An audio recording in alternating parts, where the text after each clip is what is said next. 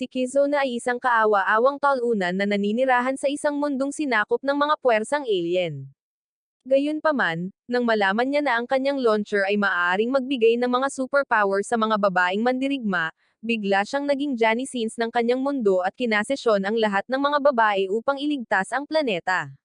Nagsimula ang lahat sa loob ng isang kakaibang silid, kung saan si Kizuna ay nagbibigay ng isang espesyal na hands-on na inspection sa kanyang kasama, si Himikawa, na naging dahilan upang umabot sa pinakamataas ang antas ng kanyang kapangyarihan. Pagkatapos nito, lumabas sila ng silid patungo sa isang tiwangwang na mundo, kung saan sinalubong sila ni Yuri at ng kanyang mga malalaking asset. Tinukso ni Yuri si Himikawa dahil sa labis na pag-e-enjoy sa silid, ngunit natarante si Himikawa at sinabing ginagawa lamang niya ito para sa misyon. Pagkatapos nito, habang ina-activate niya ang kanyang gear, bigla siyang inatake ng isang higanteng mech, ngunit may isang taong nagpasabog dito. Ang isang taong iyon ay isa pang kasama na nagngangalang Amy, na agad na dinala si Kizuna sa silid at sinabihan siyang gumanap bilang doktor kasama niya. Nang mapansin ni Kizuna na mataas na ang antas ng kanyang kapangyarihan, sinabi niyang gusto niyang sumobra para ma-access niya ang ipinagbabawal na sandata sa loob niya. Bago ang lahat ng ito, nasa tren si Kizuna, nananaginip tungkol sa kung paano siya iniwan ng kanyang ina noong bata pa siya. Nang magising siya, nakatanggap siya ng mensahe mula sa kanyang kapatid na si Reri, na nagsabi sa kanya na pumunta sa Adoraxia Academy at makipagkita sa kanya sa headquarters. Maya-maya, nakarating siya sa academy at tinawagan si Reri para tanungin kung bakit siya tinawag dito, kahit na walang silbi ang kanyang mga kapangyarihan. Ngunit sinabihan siya nito na tumigil sa pagsasalita at makipagkita sa kanya sa lalong madaling panahon. Nagmadaling umalis si Kizuna upang hanapin ang headquarters, ngunit nawala siya at pinagmasdan ang karagatan habang nagpapanggap na si Eren Jaeger. Pagkatapos lang, nakita niya si Amy sa di kalayuan, at may isang bagay na nagparamdam sa kanya na kilala na niya ito. Nakita siya ni Amy na nakatitig at tinanong kung may maluwag ba siyang mga tornilyo, na nagpasabik sa kanya na makipag-usap man lang sa kanya. Pagkatapos lang, narinig nila ang tunog ng sirena at sinabihan si Kizuna na magtago, nang simulan niyang tanggalin ang kanyang plot armor. Tinanong siya ni Kizuna kung nababaliw na ba siya, ngunit sinabi niya sa kanya na emergency ito at kailangan niyang maghanap ng masisilungan. Pagkatapos nito, ibinunyag niya ang isang pilot suit sa ilalim ng kanyang damit at inactivate ito, na nagpapahintulot sa kanyang kagamitan, na tinatawag na hybrid, na mabuo sa kanyang katawan. Sinabi sa kanya ng kanyang suit system na hindi niya ito magagamit ng matagal dahil sa mahinang baterya, ngunit hindi niya pinansin ang babalang ito nang makita niya ang isang mag-high-tech na armas na paparating sa kanyang direksyon. Pagkatapos ay hinugot niya ang isang armas mula sa isang nakatagong imbakan at lumipad papunta sa mech, nilalabanan ito hanggang sa mapasabog niya ito. Habang pinapanood ito ni Kizuna, maraming interceptor ang nag-activate sa paligid ng akademya, at ang buong lugar ay naging isang kuta. Pagkatapos ay tumakbo siya sa kagubatan upang makipag-ugnayan muli kay Amy, na muling sinabihan siyang magtago habang nilalabanan niya ang mech. Gayunpaman, nag-isip si Kizuna kung dapat din ba siyang lumaban. Ngunit naalala niya ang sinabi sa kanya ng kanyang ina na mas walang silbi siya kaysa kay Sakura. Habang nahihirapan siyang pumili, nakita niya ang isang malaking sandatang mag-high-tech na papalapit sa kanya. Ngunit bago nito pinasabog si Kizuna, nagpakita si Himikawa at sinira ang mech. Pagkatapos ay tinanong siya nito kung bakit siya narito. Ngunit bago pa niya masabi rito na isa siyang bagong estudyante, dumating si Yuri at inakusahan si Himikawa ng pag-aalsa ng sariwang karne sa gitna ng isang pag-atake. Natarante si Himikawa at itinanggi ito, bago sumama kay Yuri upang labanan ang iba pang mga mech. Pagkaalis nila, tumangala si Kizuna upang makita si Amy na nag-aura farm, ngunit pagkatapos ay nagpakita ang isang higanteng mag-high-tech ship, at tumigil sa paggalaw ang katawan ni Amy nang maubusan ng baterya ang kanyang suit.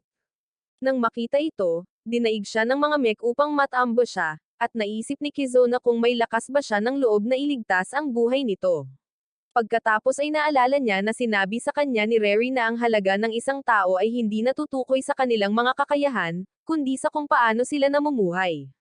Kaya, inalis niya ang kanyang damit para sa mga dahilan ng plot bago ay activate ang kanyang suit. Pagkatapos ay lumipad siya sa ere at nasalo si Amy, ngunit nawalan siya ng kontrol at pareho silang bumagsak sa kagubatan. Habang nakakabawi ng composure si Kizuna, pinagmasdan niya ang mga hindi pa nababalitang asset ni Amy. Pero kinontrol niya ang sarili at sinubukang gisingin ito. Pagkatapos lang, tumawag si Rary at sinabihan siyang hawakan ang asset nito kung gusto niyang iligtas ang buhay nito. Nataranta siya nang marinig ito, at tinanong niya kung bakit niya kailangan gawin iyon, pero sinabihan siya ni Rary na sundin na lang ang sinasabi nito or pareho silang masasawi. Dahil wala nang ibang pagpipilian, nakinig si Kizuna sa kanyang kapatid, na dahan-daang nag-charge gamit ang hybrid gear. Gayunpaman, habang papalapit sa kanila ang mga mech, naging hyperactive si Kizuna para mapabilis ang proseso ng pag-recharge. Di nagtagal, naglabas ang kanilang mga katawan ng kakaibang aura, at nang magising si Amy, nakaramdam siya ng lakas na dumadaloy sa kanyang katawan. Sinabi sa kanya ni Rary na ito ang tunay na kapangyarihan ng suit na tinatawag na Heart Hybrid, na maaaring ma-activate sa pamamagitan ng mga paghawak. Dahil sa kuryosidad, tinanong ni Kizuna si Amy kung ano ang nararamdaman niya, ngunit nang makita niya ang kalagayan ng kanyang mga damit, napagtanto niya ang ginawa sa kanya ni Kizuna at hinampas ito palayo. Napansin niya na mas malakas ang pakiramdam niya at ang kanyang hybrid gear ay fully charged na rin, na ikan-alito niya. Pagkatapos ay lumipad siya pataas at mag-isang tinalo ang hukbo ng Mag-I-Tech, dahilan para umatras ang kanilang battleship. Nang sandaling iyon, sumama sa kanya sina Himikawa at Yuri, at tinanong kung paano siya naging ganito kalakas. At tiningnan ni Amy si Kizuna sa ibaba, iniisip kung siya ba ang dahilan nito. Samantala, namula si Kizuna nang mapagtanto niya na sa wakas ay may nahawakan ang kanyang mga kamay maliban sa kanyang sariling joystick.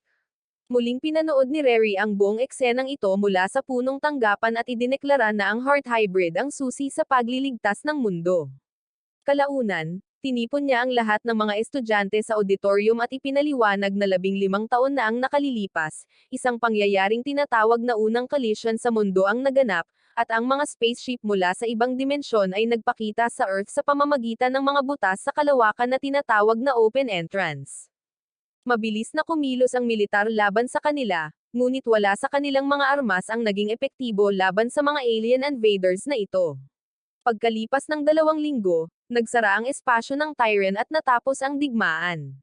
Ngunit nangyari muli ang lahat, at sa pagkakataong ito, ang populasyon ng tao ay nagtago sa mga islang tinatawag na megafloats, habang ang iba pang bahagi ng mundo ay nawasak. Pagkalipas ng 15 taon, ang mga tao ay nasa bingit ng pagkalipol. Ngunit sa wakas, nagkaroon sila ng paraan upang lumaban sa mga alien invaders na ito at mabawi ang mainland. Ipinakilala ni Rary ang lahat sa pangkat ng Amaterasu, na binubuo ni Yuri, Himikawa, Amy, at ang bagong dagdag na si Kizuna, na nagulat pa rin na ang kanyang kapatid na babae ang talagang mataas na commander ng akademya. Sinabi pa ni Rary na mayroon silang paraan para mas palakasin ang mga hybrid gears at pagkatapos ay ipinakita ang footage ni Kizuna na may ginagawa kay Amy, na ikinagulat ng lahat. Agad na lumapit si Himikawa sa kanya at nagpakilala bilang babae ng Disciplinary Council, nagbanta na puputulan ang kanyang joystick dahil sa paggawa ng hindi inaasahan kay Amy. Gayunpaman, nagpatuloy si Rary sa pagsasabi sa lahat na nakakuha si Amy ng hindi maisip na kapangyarihan sa pamamagitan ng pagbabahagi ng pag-ibig kay Kizuna, at ang prosesong ito ay tinatawag na Heart Hybrid. Pagkatapos ay sinabihan niya ang mga miyembro ng Amaterasu na ibalik ang kanilang enerhiya at power-up sa pamamagitan ng paggamit kay Kizuna, na agad na nagdulot ng pagkawala ng kaunting respeto na natitira sa kanya. Kinabukasan, nagising si Kizuna sa kanyang silid dormitoryo at nakita ang isang kumikilos na parang dami-mami.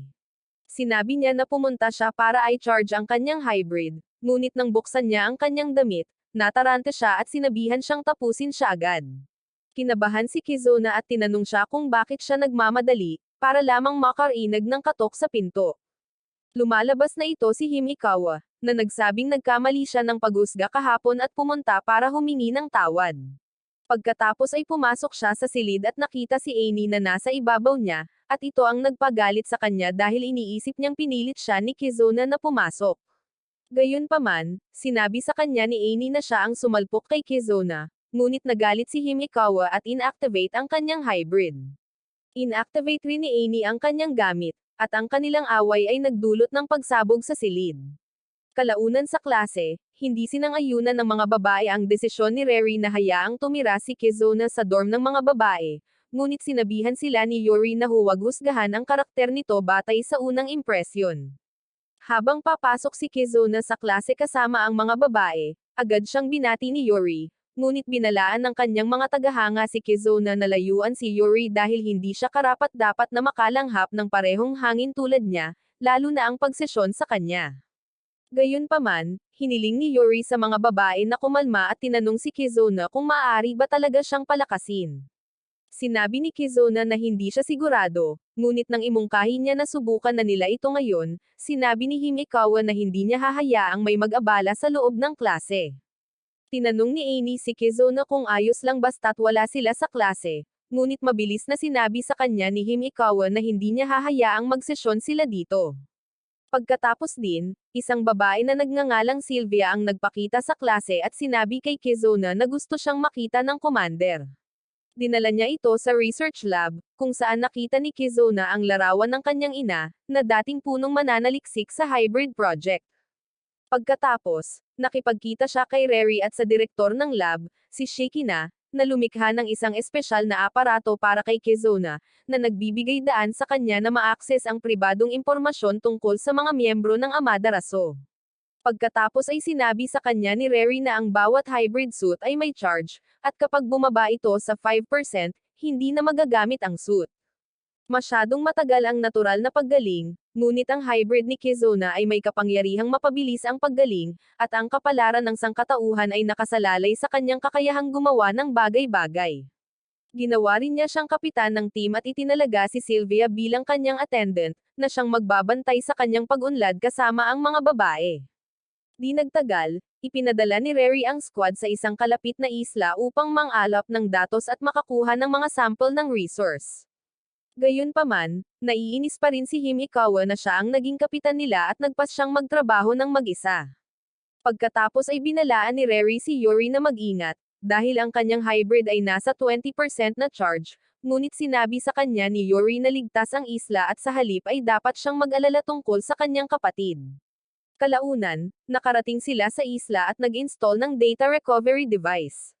Pagkatapos ay kinaladkad ni Yuri si Kizuna palayo at tinanong kung ilang babae ang nascore niya at kung may kasintahan ba siya, para lamang malaman na wala pa rin siyang experience at walang karanasan sa parehong babae at labanan.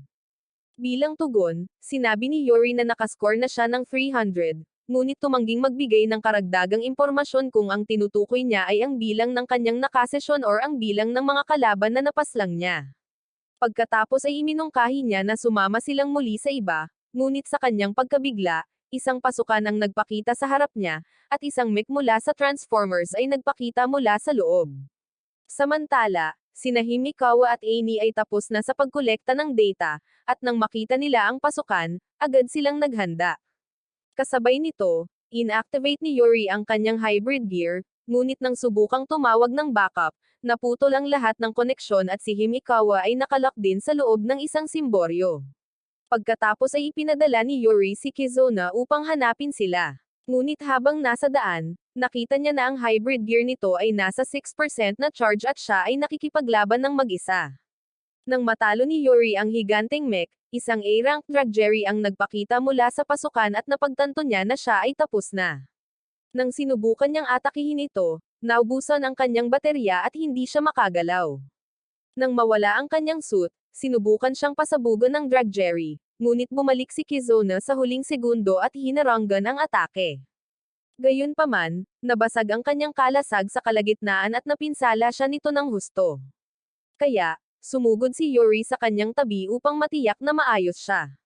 Sinabihan niya itong tumakbo para dito, ngunit hindi maintindihan ni Yuri kung bakit niya ito pinoprotektahan kahit nakakakilala lang nila. Sinabi niya na natural lamang sa isang lalaki na protektahan ang isang babae, at ito ang nagpamula kay Yuri. Pagkatapos ay iniunat niya ang kanyang braso upang sabihin sa kanya na tumakas. Ngunit nang hindi sinasadyang mahawakan siya nito, naramdaman niya ang isang bagong kapangyarihan na nagising sa loob niya. Pagkatapos ay naabot niya ang estado ng heart hybrid. At pagkatapos magpasalamat kay Kizuna para sa tulong, hinarap niya ang Dragjerry at sinimulang lipulin ito sa isang atake. Agad na nawala ang simboryo sa paligid ni Amy at Himikawa at naibalik din ang koneksyon. Sinabi ni Yuri sa mga babae na gumawa siya ng heart hybrid kay Kizuna. At habang nababalisa si Himikawa, naiinggit si Amy dahil hindi siya ang unang gumawa nito. Kalaunan, habang pabalik si Kizuna sa lab, sinabi niya kay Reri na labis na nasasaktan si Yuri nang bumaba sa 5% ang charge nito. Pagkatapos niyang umalis, tinanong ni Shiki na si Reri na dapat niyang sabihin kay Kizuna ang buong katotohanan. Samantala, bumalik si Kizuna sa kanyang silid at nakita si Amy na naghihintay sa kanyang turno, ngunit biglang pumasok si Yuri at humingi ng pangalawang round. Sa sandaling iyon, naabutan niya si Himikawa na dumating upang kumustahin siya. Ngunit matapos makita ang dalawang babae na nauuhaw kay Kizuna, nagdulot siya ng isa pang pagsabog sa kanyang silid. Kalaunan, habang sinisira ni Amy ang mga dummy mag-high-tech weapons bilang bahagi ng kanyang pagsasanay, pinanood ni Sylvia mula sa kanyang klase, umaasang magiging katulad niya balang araw. Samantala, tinawag ni Kizuna si Amy na kamangha-mangha dahil sa palaging pagsusumikap, ngunit nainis siya at tinanong kung kamangha-mangha ba ang tanging salitang naisip ng kanyang utak para ilarawan siya. Pagkatapos ay sinabi niya na hindi naman daw malaking bagay iyon dahil ang pakikipaglaban lang ang tanging layunin niya, na pumukaw sa kuryusidad ni Kizuna. Nang sandaling iyon, sina Himikawa at Yuri ay winasak ang isang buong pangkat ng mga mech at ginamit ang kanilang mga kapangyarihan, na siyang nagparamdam sa kanya ng pagkadismaya. Samantala, si Reri ay nasa research lab at kinumpirma na sa pamamagitan ng pagsasagawa ng heart hybrid kasama si Kizuna, parehong lumakas sina Amy at Yuri. Nang makita ito, ipinahayag niya na maaari na silang lumipat sa susunod na yugto ng kanilang plano bago makita ang larawan ng kanyang ina at magtaka kung ano ang ginagawa nito. Kalaunan, niyakap ni Yuri si Kizuna at tinanong ito kung ano ang palagay niya sa kanyang pagganap habang nagsasanay. Dahil dito, kinabahan si Kizuna at sinabing kamangha-mangha ang kanyang ginawa. Kaya, humingi si Yuri ng gantimpala sa kanya. Pagkatapos ay hinailan niya ito sa isang date sa Tokyo Float. At nang tanungin niya kung bakit niya pinili ang lugar na ito at sabik na sinabing gusto niyang mag-sightseeing, sinabi ni Kizuna sa kanya na ang templo ay isang replika dahil walang sapat na oras ang mga tao para dalhin ang lahat sa mga mega float, at nais niyang makita ang tunay balang araw. Sinabi ni Kizuna na nakikipaglaban sila upang palayain ang mainland kaya maaaring makita niya ito sa lalong madaling panahon. At nang marinig ito, hinailan niya ito sa buong lungsod patungo sa iba't ibang uri ng mga lugar. Pagsapit ng gabi, nasa tuktok na sila ng isang tore, at napansin ni Kizuna na medyo pala kaibigan si Yuri dahil hindi maraming tao ang basta-basta maglalakbay sa buong mega float. Sinabi ni Yuri na natutuhan niyang pahalagahan ang buhay simula nang iligtas siya nito sa kabilang isla, kaya ngayon gusto niya itong sulitin at mas magsaya. Dagdag pa niya na gusto niyang gawin ang mga bagay tulad ng pag-ibig, at lahat ng ito ay salamat kay Kizuna. Pagkatapos ng kanilang date, pauwi na si Kizuna nang makita niya si Himikawa na namamasyal ng mag-isa. Habang sama-sama ito sa kanya sa paglalakad, nagbiro siya na kinailangan niyang magpagabi sa paaralan para maiwasan ang pagdami ng mga lalaking katulad niya sa populasyon ng mundo. Pagkatapos ay sinabi niya na gusto niya ang paaralan at gusto niyang gawing mas masaya ang buhay ng kanyang mga kasama, at nakita ni Kizuna na cute ang kanyang dedikasyon. Gayunpaman, ito ang nagpapanik sa kanya at, habang nadada pa siya, pinigilan siya ni Kizuna na matamba sa kanyang mga asset. Ngayon sa kanyang mga bisig, natigilan si Himikawa at pareho silang namula.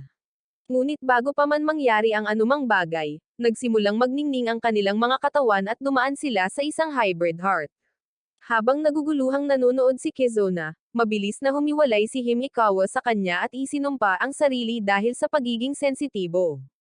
Pagkatapos lang, may narinig silang tao sa gym at tumingin sa bentilasyon para makita si Amy na nag-eensayo ng mag-isa.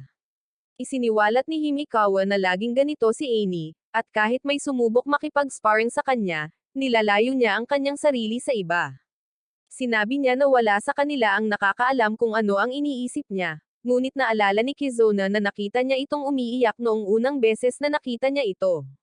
Samantala, nakita ni Reri na nakamit din ni Kizuna ang heart hybrid kay Himikawa, kaya dapat niyang sabihin sa kanya ang buong katotohanan tungkol sa hybrid suit. Kinabukasan, Tinanong ni Kizuna ang kanyang mga kaklase tungkol kay Amy, ngunit wala silang alam tungkol sa kanya. Pagkatapos lang, nahuli siya ni Amy na nagtatanong at dinala siya sa labas, kung saan sila ay naupo ng alanganin sa isang bangko. Inisip ni Kizuna kung paano sisimulan ang pag-uusap, ngunit inunahan niya ito sa pamamagitan ng pagtatanong kung nakapag-almusal na ba siya. Nang tumanggi siya, inilabas niya ang kanyang lunchbox na puno ng sandwich, at tinanong ni Kizuna kung homemade ba ang mga ito. Sinabi ni Amy na binili niya ang mga ito sa tindahan, hinati sa kalahati, at inilagay sa lunchbox, at hanggang doon lang ang kanyang kakayahan bilang may bahay. Nang igiit ni Kizuna na hindi ito maituturing na gawang kamay, idinetalye niya kung paano walang tunay na gawang kamay, at sa wakas ay napagtanto ni Kizuna kung bakit wala siyang mga kaibigan. Sa huli, humingi ng tawad si Kizuna sa pagtatanong sa kanya, at pagkatapos nilang kumain ng mga sandwich, nagtaka siya kung bakit siya nandito. Nang subukan niyang umalis, namula ang babae at tinanong kung gusto niya ng kanyang asset para sa panghimagas. Nataranta si Kizuna at ipinaalala sa kanya na nasa publiko sila, ngunit sinabi niya na nabasa niya sa isang libro na ang pagsesyon sa publiko ay nagpapasaya sa isang lalaki. Pagkatapos ay naging mapilit siya at hiniling na gawin niya ang heart hybrid sa kanya ngayon din, ngunit napansin ni Kizuna na nanginginig siya. Nang tanungin niya kung natatakot siya, itinago niya ang kanyang takot at sinabing hindi siya kailanman matatakot sa isang mababang buhay na tulad niya. Idinagdag niya na malapit na niyang makuha ang kanyang imoral na sandata habang binubuksan niya ang zipper ng kanyang jacket, na nagpamula kay Kizuna. Pagkatapos ay ibinunyag niya ang kanyang mga plot armor at saka hiniling kay Kizuna na simulan ito. Nang mag-atubili siya, hinawakan niya ang kanyang kamay at pinilit siyang damhin ito, sinasabing hindi niya maaaring hayaang talunin siya ni Yuri at Himikawa. Dahil dito, pumayag si Kizuna na tulungan siya at ginamit ang dalawang kamay. Habang ginagawa ito, idiniin niya ang bangko at umakyat sa ibabaw, ngunit nang yumuko siya para halikan siya, umiwas siya ng tingin, na nagpaisip sa kanya na mali ito. Umatras siya at sinabing kailangan nilang malaman ang higit patungkol sa isa't isa para maging kakaiba, ngunit sinabing imposible ito at tumakbo palayo. Pagkatapos noon, pinuntahan ni Kizuna si Reri, at dinala siya nito sa silid kung saan siya sumailalim sa isang core installation surgery maraming taon na ang nakalilipas. Inamin niyang ginawa lamang niya ito para makuha ang pagsang-ayon ng kanyang ina, ngunit iniwan siya nito kahit noon pa man. Pagkatapos ay sinabi niya na gusto niyang malaman ang higit patungkol kay Amy kung saan siya nanggaling at kung ano ang kanyang pagkatao, ngunit sinabi ni Reri na walang mga tala ng kanyang maagang buhay. 7 taon na ang nakalilipas, natagpuan si Amy sa ilog at nawala na ang lahat ng kanyang mga alaala. Sa kanyang mga pisikal na pagsusuri, itinuring siyang lubos na tugma sa mga hybrid gears, kaya tinanggap siya ng lab at ibinigay sa kanilang proyekto sa Agham. Ang kanilang ina, si Hida, ang personal na nag-alaga, ngunit pagkatapos mawala si Hida, naiwan si Amy na mag-isa. Tiwala si Kizuna na makakalapit siya kay Amy sa paglipas ng panahon, ngunit sinabi ni Reri na wala silang oras at hiniling kay Shikina na ipakita sa kanya ang lihim na file. Direkta itong in-upload ni Shikina sa utak ni Kizuna, at nakita niya ang kanyang ina na nag-eeksperimento sa mga unang prototype ng hybrid gear. Napilitan ng estudyanteng nakasuot nito na ubusin ang kanyang hybrid charge hanggang sa umabot ito sa 0, at pagkatapos ay binawian ng buhay ang estudyante. Matapos ang file, hindi makapaniwala si Kizuna sa kanyang nakita, at ipinaliwanag ni Reri na kapag bumaba sa 0 ang hybrid charge, masasawi ang taong may hawak ng gear. Isiniwalat din niya na walang ibang tao sa labas ng silid na ito ang nakakaalam tungkol dito, at napagtanto ni Kizuna na walang alam si Yuri, Himikawa, at Amy na nasa panganib ang kanilang buhay. Sinigawan ni Kizuna si Reri dahil hindi niya sinabi sa kanila, ngunit isiniwalat ni Shikina na kamakailan lamang nila ito nalaman. Pagkatapos ay sinabi ni Kizuna na hindi nila dapat gamitin ang hybrid gears, ngunit sinabi ni Reri na wala silang ibang armas na sapat ang lakas upang labanan ang mga mananakop. Nang gabing iyon, bumalik ang isang talunang Kizuna sa kanyang silid at nakita na nakapagluto na si Sylvia ng hapunan para sa kanya, at ang pagkakita sa kanya na sinusubukan ang kanyang makakaya upang tumulong ay nagpasaya sa kanya. Samantala, naalala ni Amy ang araw na sinabi sa kanya ni Dr. Hida ang tungkol sa isang espesyal na armas na tinatawag na immortal na armas na nakatago sa kanyang katawan. Sinabi niya kay Amy na lalabas ang armas kapag ang kanyang hybrid charge ay lumampas sa isang tiyak na antas, at sabik na anabangan ni Amy ang araw na gagamitin niya ito. Sa kasalukuyan, ang akademya ay tinamaan ng isa pang pagsalakay ng Mag-I-Tech, at agad na isinagawa ang mga hakbang sa depensa upang labanan ito. Habang naghahanda ang ibang mga tropa upang ipagtanggol ang akademya, sinabihan ni Reri si Kizuna na manatili sa lugar dahil hindi niya kayang hawakan ang napakaraming tropa ng kaaway. Samantala, nilapitan ng ibang mga miyembro ng Amaderasu ang kalaban, at inatasan silang sirain ang punong ship bago pa man makarating ang kanyon nito sa saklaw ng akademya. Sa kanyang mga utos, sinimulan ni Yuri at Himikawa na pasabugan ang kalaban, na nagpaisip kay Amy na siya ay nahuhuli. Dahil doon, naging pabaya siya at pumasok ng mas malalim sa fleet ng kaaway, para lamang makasalubong ang isang higanteng dragjerry. Pagbalik sa command center, napansin ni Reri na ang hybrid charge ni Amy ay bumababa ng mas mabilis kaysa karaniwan, at kung ito ay bumaba sa zero, sisabog ang kanyang core at masasawi siya. Sa kabila nito, sumugod siya ng una sa dragjerry at hinampas ito ng napakalakas kaya sumabog ito sa isang atake. Pagkatapos ay idineklara niya na mas malakas siya kaysa kina Yuri at Himikawa dahil natalo niya ang isang A-class, ngunit agad siyang tinawagan ni Kizuna upang ipaalam sa kanya na ang kanyang charge ay mas mababa sa 10%. Kahit na noon, sumugod pa rin siya, kaya nagpa siya si Kizuna na habulin siya para pigilan siyang masawi. Habang papalapit si Amy sa battleship, naharap siya sa malalakas na putok ng kanyon hanggang sa mas lalong bumaba ang kanyang charge, at nawalan siya ng malay.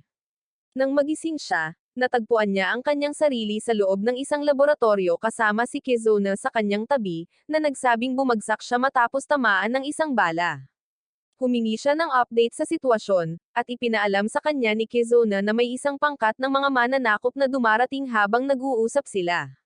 Nang marinig ito, nagpa siya siyang sumali muli sa labanan, ngunit parang masyadong mabigat ang kanyang katawan dahil ang kanyang hybrid charge ay mas mababa sa 5%. Sa kabila nito, sinubukan niyang lumabas, ngunit pinagbawalan siya ni Kizuna na umalis. Bilang tugon, sinabi niyang pakikipaglaban lang ang kaya niyang gawin, at hindi siya magpapabaya habang ang iba ay mas mahusay kaysa sa kanya. Pagkatapos ay itinuring niya ang kanyang sarili na walang halaga dahil hindi niya magawa ang isang bagay na idinisenyo para sa kanya, na naghihinagpis dahil sa kawalan ng pagkakakilanlan or mga alaala sa labas ng kanyang tungkulin bilang isang gumagamit ng hybrid gear. Dagdag pa niya kung paano nawala lahat ng kanyang mga alaala bago ang lab, at ginugol niya ang buong buhay niya na nakahiwalay. Ngayon ay natatakot siyang makipagkaibigan dahil mahina siya sa pakikipag-usap, na nagpapaisip kay Kizuna kung bakit siya umaarte na parang talunan kanina. Naalala rin niya kung paano siya pinupuri ni Dr. Hida sa tuwing mahusay siya sa paggamit ng hybrid gear, ngunit iyon lang ang tanging magagawa niya. Ang pagiging mas magaling sa pakikipaglaban ang tanging pagkakakilanlan niya, at hindi niya kayang tiisin ang katotohanan na may ibang gumagawa nito ng mas mahusay kaysa sa kanya. Naalala niya ang sinabi sa kanya ni Dr. Hida na mayroong isang lihim na sandata na nakatago sa loob niya, at kailangan niyang i-overcharge ang kanyang hybrid para ma-unlock ang nasabing sandata. Gayunpaman, naisip niya na masyadong matagal bago tumaas ang kanyang charge, at naisip niya na imposibleng makamit ang sandatang iyon. Ngunit pagkatapos ay sumubok si Kizuna, at naisip niya na sa wakas ay may pagkakataon na siya. Inamin ni Amy na sinusubukan niyang paibigan siya nito, ngunit hindi nagtagal ay napagtanto niya na ang kanyang malalaking asset lamang ay hindi sapat para manligaw sa kanya. Kaya naman, nagbasa siya ng maraming libro kung paano makipagkaibigan sa mga lalaki at sinubukan pa nga niya itong ipagluto ng tanghalian, ngunit nabigo siya ng husto. Pagkatapos, natagpuan niya ang libro ni Mia Khalifa na puno ng pagmamahal at nagpas siyang subukan ang ilang bagay kay Kizuna, ngunit nabigo siya at hindi niya mabuksan ang kanyang sikretong sandata. Ipinahayag niya na wala ng dahilan para mabuhay pa siya, at hindi magtatagal at masasawi din ang lahat sa isla. Nang marinig ito, pinagalitan ni Kizuna si Amy dahil sa palagay niya ay gusto lang niya ng isang taong pumupuri sa kanya, ngunit sinabihan niya itong isara ito dahil hindi niya siya maintindihan. Pagkatapos ay sinabi ni Kizuna sa kanya na ayos lang na may mas magaling kaysa sa kanya at makakahanap siya ng ibang bagay na magaling siya, ngunit labis siyang nagalit kaya't sinunggaban niya ito. Gayunpaman, hindi man lang nagpatinag si Kizuna, at inagaw niya ang kanyang tracking device upang makita na wala na rin siyang hybrid charge. Nang makita ito, nagsimula siyang mag-alburuto dahil kahit ang isang taong kasing hina ni Kizuna ay hindi natatakot sa kanya, at tinanong niya ito kung bakit siya iniligtas nito. Pagkatapos ay isiniwalat ni Kizuna na siya ang pangunahing paksa ni Dr. Hida hanggang sa nagpakita ang isang taong mas angkop sa kanya at siya ay itinapon. Sinubukan niyang magkaroon ng normal na buhay pagkatapos noon, ngunit hindi siya makausap or makipagkaibigan. Doon sinabi sa kanya ni Rary na ang kanyang halaga ay wala sa kanyang mga kakayahan, kundi sa kung paano niya ginugol ang kanyang buhay, at iyon ang nakatulong sa kanya na mabuhay muli. Napangisi siya nang marinig ito, at sinabi sa kanya ni Kizuna na maaari siyang magsimulang muli kung hindi mangyayari ang mga bagay sa kanya. Nang marinig ito, namula siya, tinanong kung maaari ba siyang bigyan ng sesyon para makapagsimula siyang muli, at hinayla siya ni Kizuna palapit bilang pagsang-ayon. Pagkatapos noon, itinuloy ng alpha male ang kanyang Johnny Sins routine hanggang sa magsimulang magningning ang kanilang mga katawan at makamit nila ang heart hybrid. Gayunpaman, naging ibang-iba ang pagkatao ni Amy at humingi ng pangalawang round. Nang sandaling iyon, tinawagan ni Shikina si Kizuna upang ipaalam sa kanya na nararanasan ni Amy ang mga side effect ng isang matagumpay na heart hybrid, at dapat siyang magpursigi upang maabot ang mas mataas na antas ng kapangyarihan. Nawalan ng pasensya si Amy at naging isang matapat na aso. Kaya, dinala ito ni Kizuna sa susunod na antas, at sa wakas ay naabot niya ang isang bagong antas na tinatawag na hybrid climax.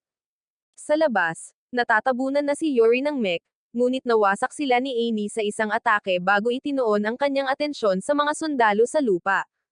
Nang makita silang nagpupumiglas, hinugot niya ang kanyang immoral na sandata na tinatawag na pulverizer, at habang China charge niya ito, sumugod si Kizuna at sinira ang mga paparating na mech para makuha ang kanyang oras.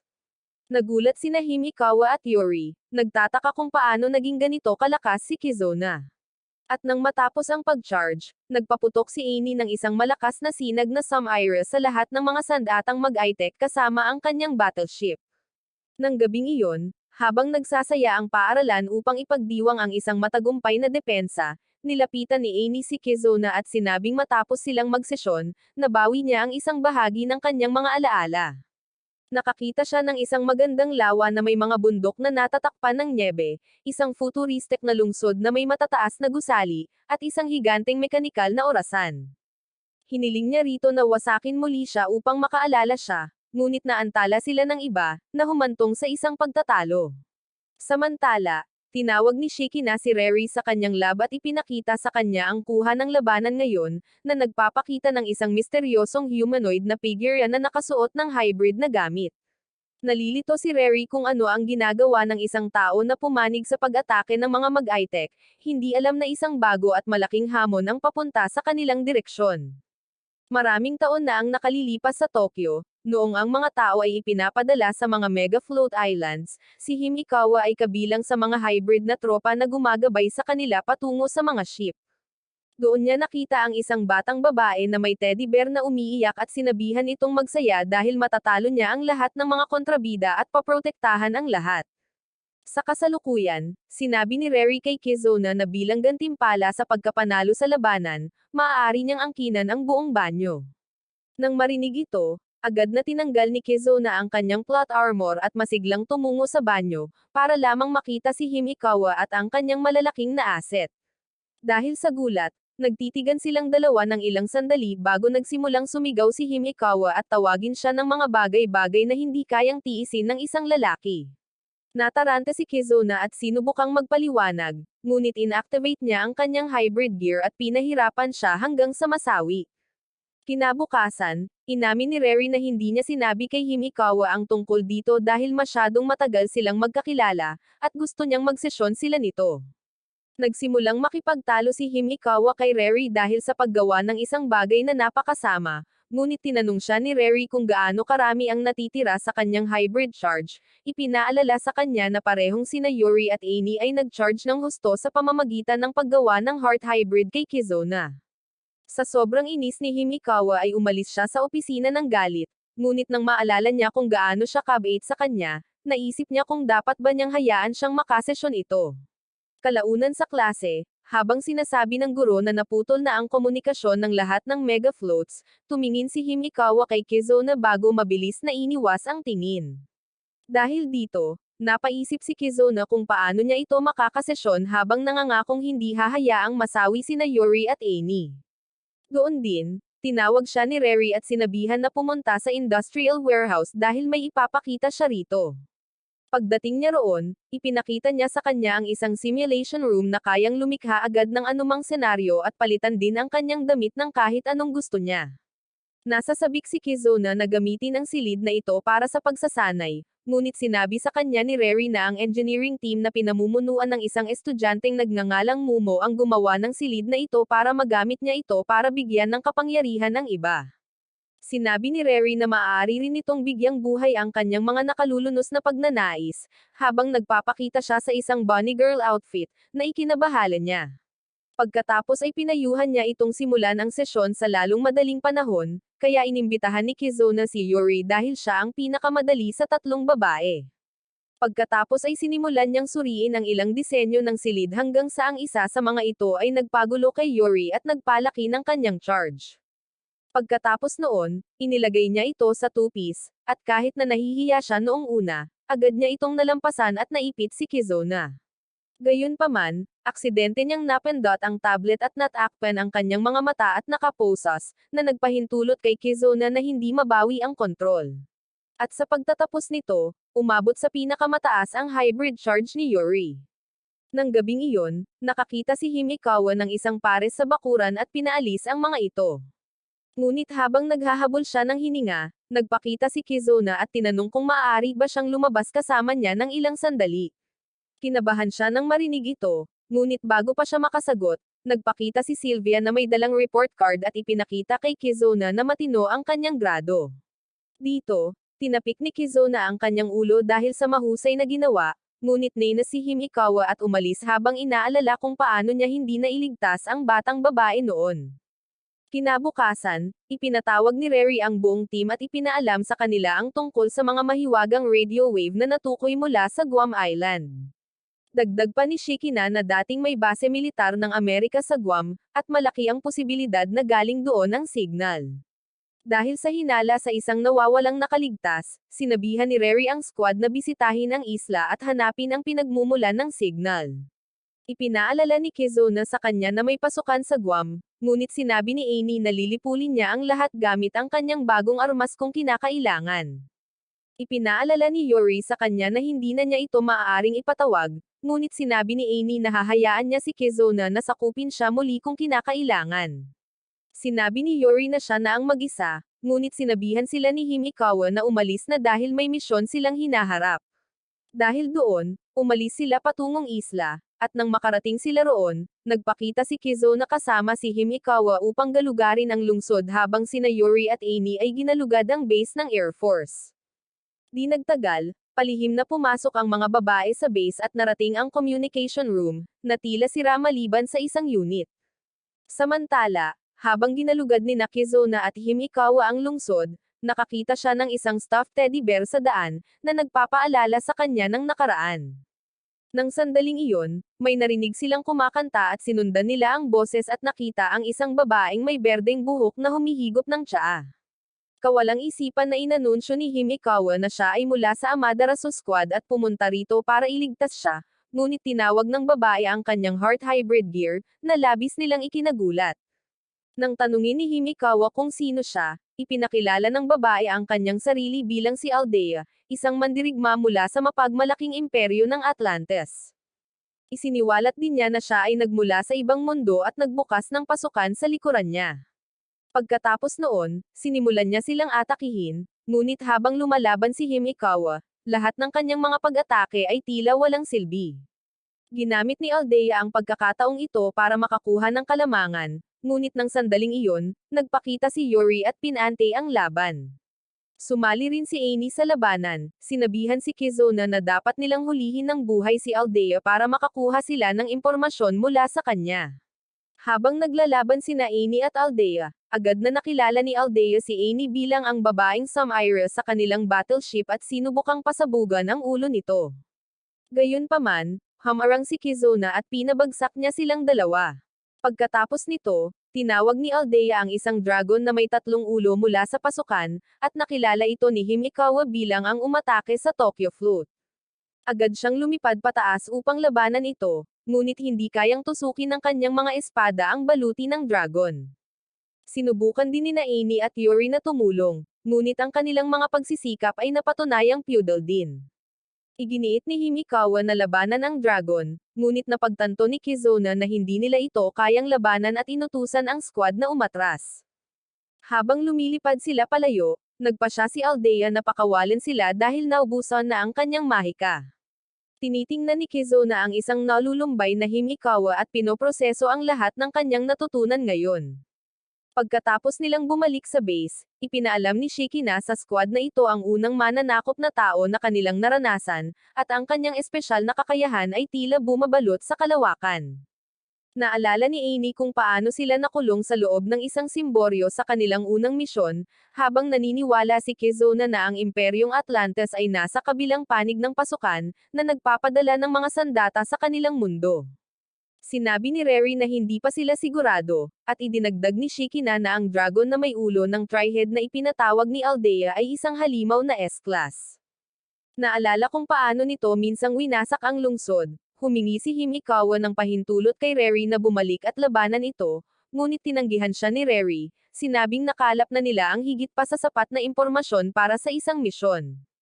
Tumanggi si Himikawa na tanggapin ito at nais niyang ibuhos ang lahat ng tauhan sa kalaban, ngunit nang hindi sinuportahan ng kanyang sariling mga nasasakupan ang kanyang mga walang ingat na ambisyon, nagalit siya at lumabas ng silid. Inihiwalay niya ang kanyang sarili mula sa iba sa kanyang silid dormitoryo, ngunit nang puntahan siya ni Kizuna upang tingnan ang kanyang kalagayan, nakita niyang bukas ang pinto. Ginamit niya ang kanyang tracker device upang hanapin siya, ngunit nang walang signal ito, agad niyang pinaghihinalaan na malamang ay lumaban ito kay Aldea. Di nagtagal, sinugod ni Himikawa ang reyna ng mga asset, ngunit madaling naiwasan ni Aldea ang kanyang atake at pinuri ang kanyang tapang dahil sa pagsugod niya ng mag-isa. Humingi ng sagot si Himikawa mula sa kanya, ngunit nang paglaruan siya ni Aldea, sinubukan siyang atakihin ni Himikawa gamit ang espada. Gayunpaman, madali niyang hinarang ang lahat ng kanyang mga atake at tinamaan pa si Himikawa ng malakas. Pagkatapos, ginamit niya ang kanyang sandata upang mahuli si Himikawa sa loob ng isang cube, na isang hindi maiiwasang bilangguan na ginawa ng pagbaluktot ng espasyo.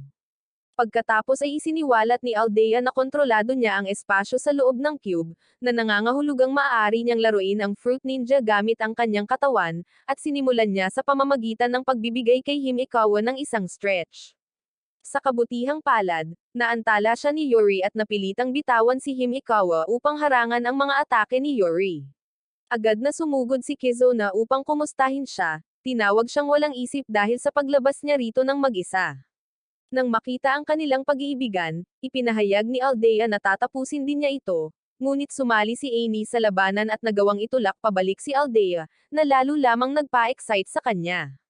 Tinanong ni Aldea ang pangalan niya, at nang sabihin niyang siya si Amy, biglang nawala ang ngisi ni Aldea at tinanong ang pangalan ng kanyang mag-high-tech armor. Nalito si Amy dahil ang suit na suot niya ay tinatawag na heart hybrid na tinatawag na Zeros, at bilang tugon, binigkas ni Aldea ang isang parirala na nagsasabing, ang Diyosa ay sumasayaw kasama ang kawalan, kasawian, ang emperador, at kawalang hanggan. Hindi sigurado kung ano ang ibig sabihin nito, sumugod si Amy para sa isa pang pag-atake, ngunit umatras na ito at tinawag ang Tri-Head Dragon, hinihiling na ipakita ang kanyang tunay na kapangyarihan. Nang makita ang dragon, agad na nag-apoy si Himikawa, ngunit bumaba ang kanyang hybrid charge at nawala ang kanyang gear. Sa sandaling iyon, nagpakita si Reri sa isang helicopter at ibinaba ang simulation chamber sa gitna bago sinabihan silang mag-climax hybrid. Sabik na mabuksan ang kanyang asset, dinala ni Kizuna si Himikawa sa loob, ngunit nagsimula siyang umiyak tungkol sa kung paano siya isang makasariling babae na naglalagay sa lahat sa panganib. Nang makita ang kanyang mga luha, tinanong ni Kizuna kung may nangyari sa pagitan niya at ng Tri-Head Dragon, at sa wakas ay sinabi niya sa kanya na nasa isang misyon siya upang samahan ang mga tao sa mga ship. Gayunpaman, nagpakita ang dragon na may tri-head at nagpakawala ng atake sa lahat, na nagdulot ng pagkawala ng hindi mabilang na buhay, at walang nagawa si Himikawa. Hanggang ngayon, daladala niya ang panghihinayang na hindi siya mas nagsanay ng mabuti at nasiyahan sa kanyang pagiging tanyag, kaya naman siya naging babaeng taga-disiplina ng konseho at binago ang kanyang buhay. Gayunpaman, ngayong nakakaramdam na naman siya ng kawalan ng pag-asa, sinabihan siya ni Kizuna na ituon ang pansin sa mga buhay na nailigtas niya. Ikinatwiran niya na wala pa siyang nailigtas na kahit isang kaluluwa, ngunit sinabi ni Kizuna na buhay siya dahil sa kanya. Inamin niya na hindi siya makakalaban noon at masasawi sana siya kung hindi dahil sa kanya, at tulad niya, nakapagligtas na rin siya ng marami pang iba nang hindi niya namamalayan. Sinabi niya na pareho ang nararamdaman niya sa kanya dahil, sa kabila ng pagkakaroon ng hybrid, hindi niya maprotektahan ang kanyang sarili, lalo na ang iba. Gayunpaman, naniniwala siya na makakalaban sila kung maaabot nila ang climax hybrid at may lalabas ang nakatagong sandata sa loob niya. Namula siya sa pagkarinig nito, at matapos niyang ipahiwatig na handa na siya, binago ni Kizuna ang silid ayon sa gusto niya bago simulan ang ritual. Gayunpaman, medyo nag-alangan si Himikawa dahil naniniwala siyang masyadong patag siya para sa gusto niya, ngunit pinigilan siya ng lalaki at tiniyak sa kanya na gusto niya ang mga asset nito sa lahat ng hugis at laki. Pagkatapos, binigyan siya ni Kizuna ng isang heart hybrid, ngunit mayroon pa ring mas maraming serbisyo para sa mga tagahanga. Pagkatapos ay inilipat niya ang silid at inilagay siya sa isang catgirl costume, na lalong nagpahiya sa kanya. Pagkatapos ay ginamit ni Kizuna ang kanyang mahika hanggang sa wakas ay dinala siya nito sa climax hybrid. Sa sandaling iyon, isang pag-agos ng kapangyarihan ang dumaloy sa katawan ni Himikawa, at pinaganya niya ang kanyang hybrid suit. Pagkatapos ay na-access niya ang kanyang bagong sandata na tinatawag na Gladius, at naalala ang mga hindi niya naprotektahan, inihampas niya ang kanyang espada at tinalo ang dragon sa isang atake lamang. Pagkatapos noon, pinalibutan ng buong koponan si Aldea, ngunit isa pa rin siyang banta at inatake ang lahat. Nahirapan si Kizuna noong una dahil hindi pa siya nakakagawa ng sandata, ngunit dahil sa kanyang climax hybrid, matagumpay niyang nakalikha ng isang blade at nadaig si Aldea. Bilang huling paraan, lumikha siya ng pasukan at tinawag ang 12 ng mga ship ng kaaway, ngunit bigla na lamang, ang mga bayani ay muling nagpakita sa anyo ng mga unit ng American Heart Hybrid. Nang maging interesante ang mga bagay-bagay, nakarinig si Aldea ng isang boses mula sa kabilang panig, na nagsasabi sa kanya na bumalik sa kanyang mundo. Nakilala ito bilang kanyang kasamahan, si Grabble, kaya pinili ni Aldea na umatras sa pasukan. Nang hamupa ang hamog, tinanong ni Yuri si Himikawa kung naka-heart hybrid na ba siya. At nang mamula siya, hindi makapaniwala si Amy dahil palaging nagbibigay ng lektura si Himikawa tungkol sa pagiging dalagang Pilipina. Sinabi ni Amy na walang lakas ng loob si Himikawa na gawin ito, ngunit inamin ni Himikawa na ginawa niya nga ito kay Kizuna, ngunit para lamang ito sa misyon. Sa sandaling iyon, sumama sa kanila ang unit ng Amerika, at nakilala ni Yuri ang kanilang pinuno bilang ang kanyang dating kaibigang si Scarlett. Habang bumabati siya, tiningnan siya ni Scarlett ng malamig at sinabihan siyang lumayo sa kanya, na labis niyang ikinalito. Nang gabing iyon, nagising si Amy mula sa isang kakaibang panaginip, at nang magsimulang manginig ang kanyang katawan, naalala niya ang isang pariralang binigkas ni Aldea sa kanya. Samantala, nakabalik si Aldea sa imperyo ng Batlantes, at tinanong siya ni Grabble kung talagang nakita niya ang Zeros. Nang kumpirmahin niya ito, tinanong ni Grabble kung bakit hindi siya nagulat sa mas mataas na opisyal, at sinabi niyang gusto niyang si Grabble ang makakuha ng kredito. Isiniwalat din niya na ang taong may hawak na Zeros ay nagngangalang Amy, na pumukaw sa kuryosidad ni Grabble. Kinabukasan, minanmanan ni Shikina at Reri ang pasukan habang nagsasara ito, salamat sa isang hindi nagpapakilalang tip na natanggap nila. Dagdag pa ni Reri na maaaring may pagkakataon sila ngayon dahil sumali na ang mga unit ng Amerika sa akademya, ngunit nagtataka sila kung sino ang nagbigay sa kanila ng libreng impormasyon. Samantala, habang kumakain ng tanghalian si Yuri kasama sina Kizuna, Scarlett, at ang kanyang mga kaibigan, hiniling ni Baird at Sharon na sumama sa kanya. Tinanong ni Kizuna kung bakit sila narito, at sinabi ni Scarlett na sumali sila sa akademya para sa isang pinagsamang operasyon. Pagkatapos ay sinabi niya na alam niya ang espesyal na kapangyarihan ni Kizuna at sinubukang mapalapit dito sa pamamagitan ng paghiling dito na aitor siya sa akademya.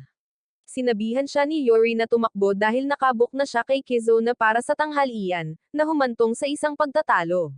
Sa gitna ng kanilang pag-iingay, napansin ni Kizuna si Amy na nakaupong mag-isa, ngunit hinayla siya ng mga babae palabas bago pa siya makausap. Sa labas, nag-aaway ang dalawang babae kung sino ang makakasama ni Kizuna. Kaya, napagpasyahan nilang ayusin ito sa pamamagitan ng pagpunta sa arcade at paglalaro ng lahat ng uri ng laro.